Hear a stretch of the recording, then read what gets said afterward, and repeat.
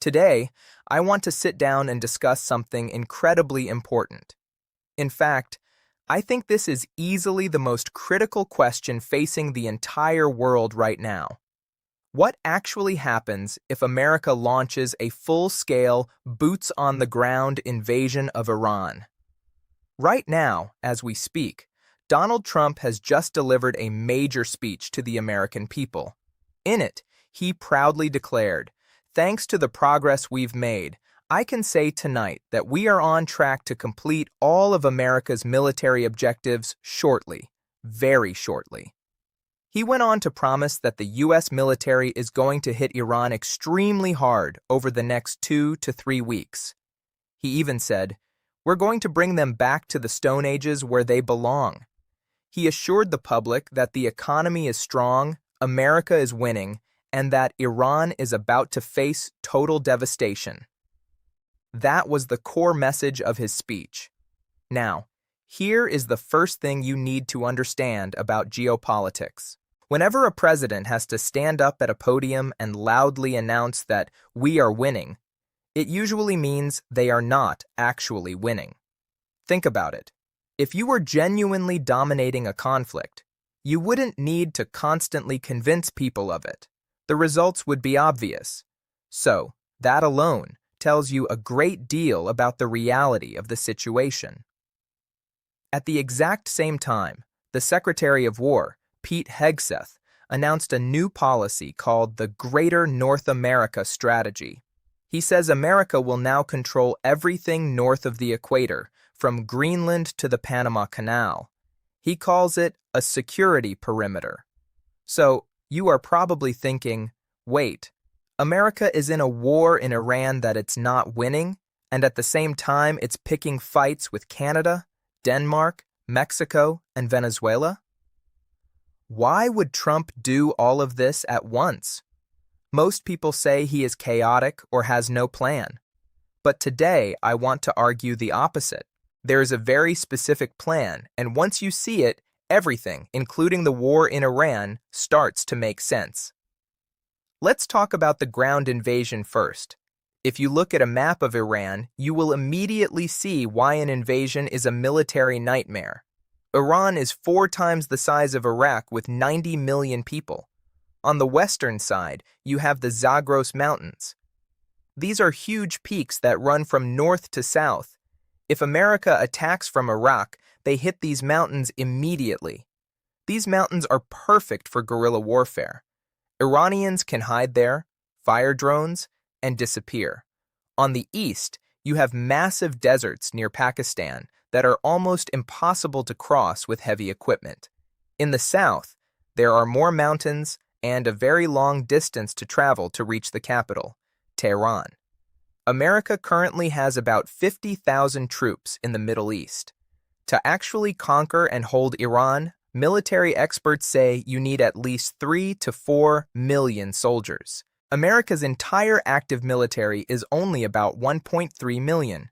The math simply does not work. However, we are seeing signs that an invasion is being prepared. Military reserves are being told to get ready. Prediction markets, where people bet real money, show huge bets being placed on a ground invasion. And interestingly, pizza deliveries to the Pentagon are skyrocketing, a classic sign that staff are working overtime to plan a massive operation. If America actually launches this invasion, here is how it plays out in 3 steps. Step 1 is the military struggle. Iran has been preparing for this for 25 years. They have underground bases deep inside mountains that America doesn't even know about. They have missiles and drones specifically designed to destroy tanks and supply convoys in rough terrain. In the current air war, Iran has only used a tiny fraction of its power. When U.S. troops go in, it might look like they are winning for a week or 2 on the news. But soon, the reality of the terrain and the first punch strategy will fade. Supply lines will be cut. Every helicopter and fuel truck will become a target. This is exactly what happened in Vietnam and Afghanistan. Step 2 is the global economic collapse. This is the part people aren't looking at closely. When the invasion starts, Iran will mine the Strait of Hormuz and destroy oil tankers. They want to push oil prices to $200 a barrel. But it's not just about oil. The strait is a gateway for phosphate, ammonium, and urea, the ingredients for fertilizer. If these stop flowing, farmers can't grow food. This leads to global food shortages. Furthermore, the strait carries materials like helium and sulfuric acid, which are needed to make semiconductors. If microchip production stops, the entire tech and AI industry, which holds up the U.S. stock market, will collapse. J.P. Morgan has warned that the world could run out of oil in weeks if this continues. We are talking about a global depression, not just a recession.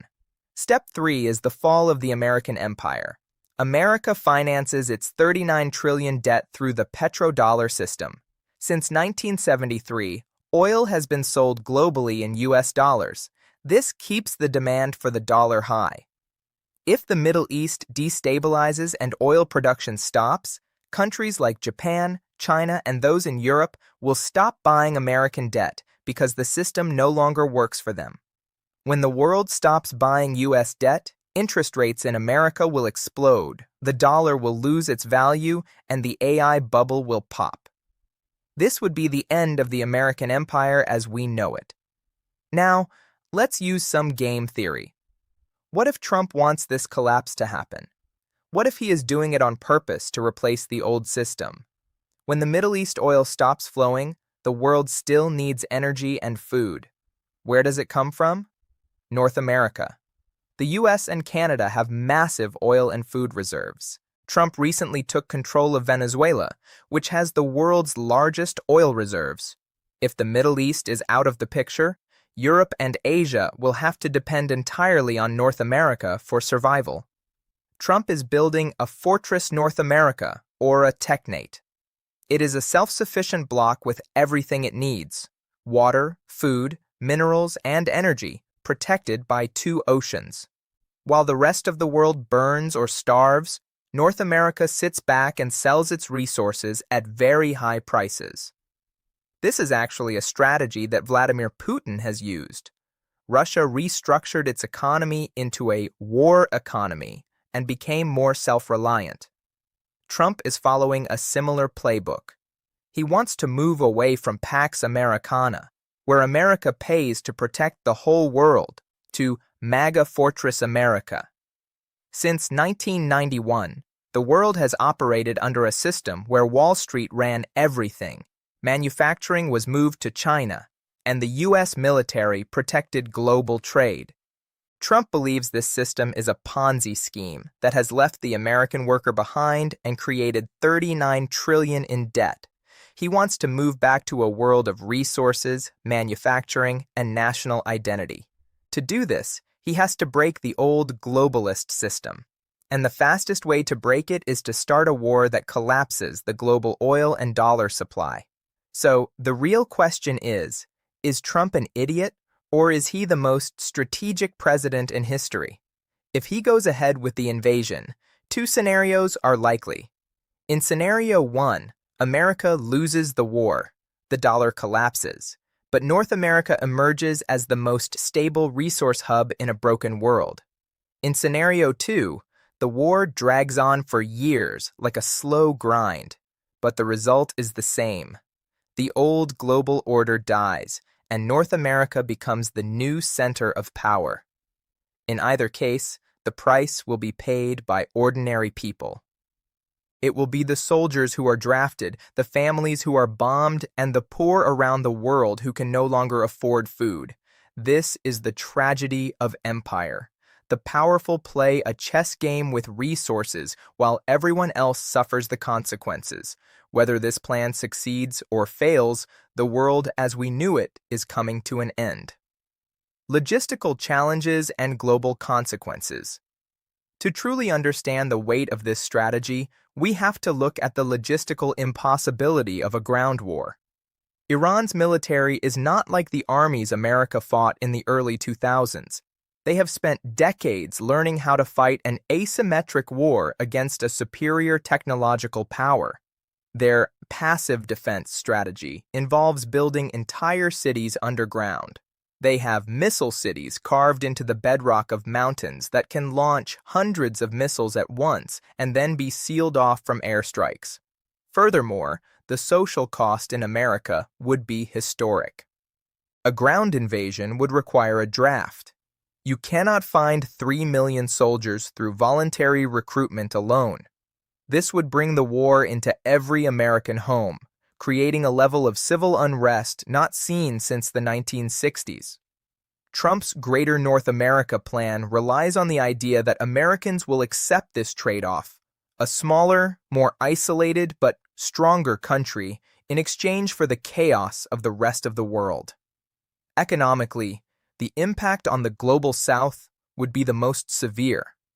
Countries in Africa, South America, and parts of Asia that rely on imported grain and affordable fuel would see their economies vanish overnight.